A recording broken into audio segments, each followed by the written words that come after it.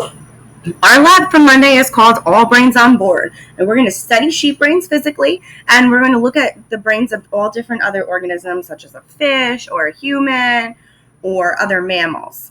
You saw these brains in class on Thursday just to warm you up to it, and we're going to get to see them again on Monday when we are in lab. The first thing you need to know for this lab are the objectives. We're going to identify important parts of the sheep brain in your pre-lab, and then you're going to look at them during lab. And you're going to observe and compare the brains of various organisms. Some of the ones you are going to use are above: a fish, a bird, a human, and there's also a frog up there so you can look. This is your pre-lab prep checklist. What you need to have in your lab notebook are those following bullets: materials, objectives, materials, procedures, all tables, and the analysis questions. This is just a picture of the brain because in your pre-lab you need to do that first table where you're going to tell me what the part of the brain is and what the function is. So this orange part right here is called the cerebrum. It is also known as the cortex. It is the largest part of the brain, and it's used for higher brain function such as thought or actions. The cerebellum, also known as the little brain, is important for movement, posture, and balance. There are also 4 lobes of the brain, which you're going to want to identify on the sheep brain in lab on Monday: the frontal, parietal, occipital, and temporal. The easy way to remember this is FPOT, FP-OT. The frontal portion of the brain is responsible for reasoning, planning, parts of speech, movement, emotions, and problem solving. The parietal portion of the brain is important for movement, orientation, recognition, and perception of various stimuli, which relates to behavior. The occipital portion of the brain, which is here at the back, is important for visual processing.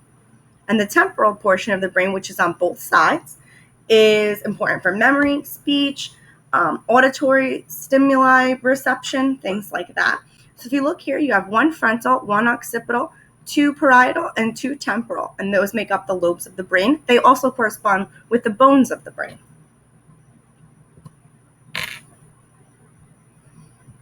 Now, this is just another picture of the brain. If you notice here, there's a protective covering called the dura mater, and there are these little bumps and grooves. The bumps, we call them gyri, and the grooves, we call them sulci, which is plural. So think about when you sulk, you shrug your shoulders down.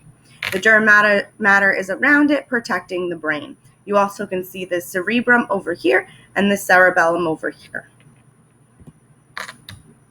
Some other important parts of the brain that you need to define are visual on this image. The pons is right here. It's really important. It connects the cerebrum, which is that big part of the brain, and the cerebellum, which is that little brain. You also have optic nerves. They kind of form here. They form an X, and in the center is called the optic chiasma. And these optic nerves are really important because they transfer visual info from the retina when you see things to those centers in your brain so you can process. Your olfactory bulbs are important for olfaction, which is the sense of smell. So they will transmit smell stimulus into the brain so you can integrate that information. Also on your pre-lab is the medulla oblongata. It's important in regulating breathing, digestion, blood vessel function, heart function, and things like that. And lastly on your list is the pituitary gland. It's this little pea-sized portion of the brain right here. It's really important for producing hormones. Here's another image of it. You can see the pons right there, the medulla right there. On your brains, you'll see a portion of the spinal cord starting. Here's the optic nerve with the optic chiasma and the olfactory bulbs. The olfactory bulbs are located toward the front of the brain, but on the underneath and on the front, they're not on the top. And the top of the brain would be called dorsal, the dorsal side, and the underneath of the brain would be called the ventral side of the brain. So when you're in lab on Monday and you're studying and preparing for the Socrative competition, it would be beneficial to realize and use those terms, ventral and dorsal. Dorsal being sort of the top of the brain, and this would be considered the ventral view of the brain. Good luck!